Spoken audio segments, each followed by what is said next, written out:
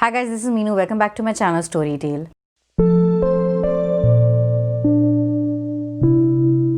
This week I have read two books by Angie Thomas, The Hate You Give and its prequel, Concrete Rose. The Hate You Give was released in 2017 and it became a worldwide phenomenon because of the popularity it gained. This book is actually based around Black Lives Matter movement. It deals with the racism that black people faces. It also talks about police brutality and how the society is unfair to them. It is about the hate that the society give and what happens as a result of that. There's a line in this book that I absolutely loved. There's this quote by Tupac. It is said about thug life and what is the meaning of that.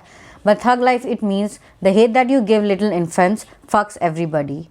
And I think that is very true because I've always believed that your past kind of defines your future. The hate and love that you receive in your past actually shapes your present and your future.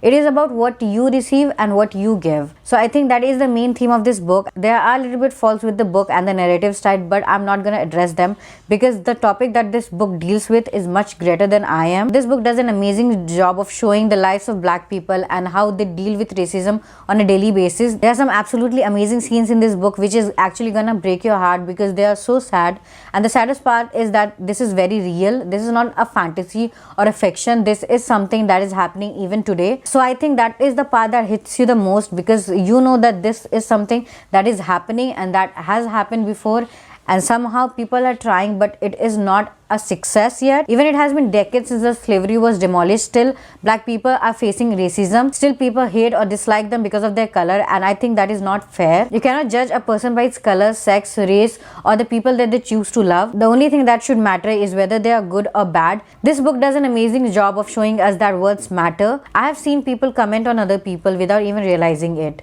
They comment on their color, their sexuality, and their body shape, and I think they do not realize how much their words are hurting others because they think what they are saying is just a joke, it is harmless, but it is actually not. What we say to other people can actually be triggering for them, and we need to be more conscious about what we say because what we say as a joke, even though it's one time, they have been listening it almost their whole life. So I think we need to be more conscious and more responsible about what we say because the words like meetha or kali or kala and moti and mota, I think those words are not a joke. They are actually someone's reality, and you are making them feel bad for that, even though this is not something to be feel bad about. These are the words that they have been hearing their whole life, and even though in front of you they are not showing it, they are not expressing their feelings, still it is killing them inside because our words do hurt and it does matter. This is what Angie Thomas is showing through her book. The hate you receive from the society is what actually you give back. So that is what happens in this book. The story is about 16-year-old Stark Carter who lives two lives.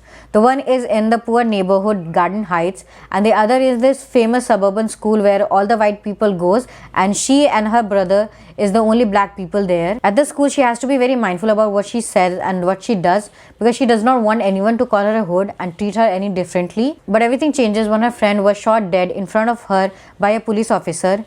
He became a victim of police brutality and the racism that he has in his heart. Khalil was unarmed, but still he got shot because the police officer thought that the hairbrush that he was holding was actually a gun. And I think that is where the problem is. The police officer, just by looking at Khalil, assumed that he is a criminal. Before firing the shot, he did not give a little bit of chance to that kid. Soon after the incident, this became a nationwide phenomenon. People started to protest against police brutality, and Star, who was the sole witness of the incident, became the voice of the people. At first, it was very difficult for Star to find her voice. She was very scared. She was scared about her reputation. She was scared about her family. She was getting threats from the King Lord, and she was also very afraid of the police. She did not want to put her family in danger because what happened to Khalil has happened to her best friend Natasha too, so she was very scared. But throughout the book, with the help of her father and her mother, she found her voice and finally became the voice of the black people. She finally testifies against the police officer and shows that her voice does matter. This book is so amazing and it does not hold back. From the first chapter onwards, you get into the situation. The incident happened in the first few pages of the book, and that is what sets the tone for the whole book. I was kind of scared the whole time that I was reading this book because I was really scared for the characters, and anything can happen at any time. The gunshots and deaths are actually very common in Garden Heights, and that is what made me the most afraid because this is not something which is a fiction.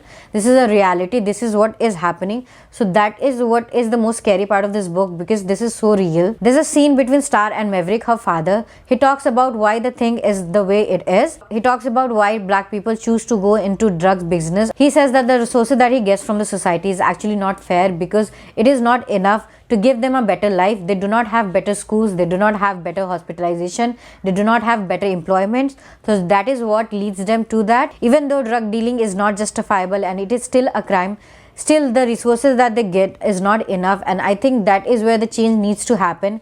If they start to get more resources, if they start to get better education, better employment, so there's a chance that this drug dealing and the people can change. Like I said, this book hits you hard. It has such an amazing depiction of social commentary and political criticism that it will actually make you question many things. I also like the family dynamic that was shown in the book, how strong they are together. I loved Carter family. I loved everyone in this book. I loved Maverick. He was an amazing man. He was an amazing father. He was always there for Star. He was always there for Seven. He was always there for his family, and I absolutely loved his character. He is my favorite character of the book. He gives such an amazing strength to the family, to Star, and he is the voice that Star listens to before finding her own voice. He was an absolutely amazing character, and even though he is a little bit afraid of the change, still he accepts it in the end, and I absolutely loved his arc. And what I loved the best is that the Concrete Rose is actually his story. I was mostly intrigued by Maverick and his past. He has an amazing backstory. He was also a king lord who used to sell drugs, but he changed his life after Seven was born, his son. In Concrete Rose, it starts with him being a king lord.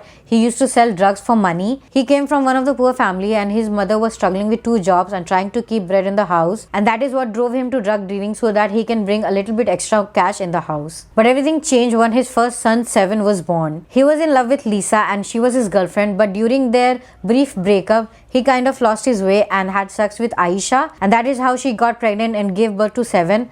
After Seven came into his life, he changed his ways, and even though he was struggling at being a dad at his school and at his part-time job that he took to help out his mother, he was struggling a lot, but still he was being a responsible father. He loved Seven too much. He named his Seven because for him he was perfect. The title of the book is very appropriate because Concrete Rose blooms even though the surrounding is not ideal for it to grow. And that is the situation that Maverick finds himself into. There's so many problems that Maverick faces. He is a teenage dad. He does not have any money. Lisa has broken up with him. He has a child to care. There's so many things that he has to do. But still in the end, he comes out at the top and blooms like a concrete rose. This book is not as hard-hitting as The Hate U Give. It is also not that much intense. It is about Maverick and the situations that he finds himself in and how he tries to overcome his problems. That is the story is all about. Because I loved Maverick so much in The Hate U Give, that I actually loved this book because I get to know more about him. I loved in this book because he was so responsible. He was an amazing father. He was an amazing son. He was an amazing boyfriend. Everything about him was amazing in this book. Both of these books are great in their own way. Both of them are different but still feels the same. Both of them has a social issue that they address to. The Hate U Give is more intense compared to Concrete Road, but still both of them are very enjoyable. Both of them are a great read. For me, The Hate U Give was a 5-star read and the Concrete Rose is 4-star read. I loved both these books, but I especially loved what I learned from it. So that was my experience of reading the Hate U Give series. I think everyone should read these books because this is very necessary.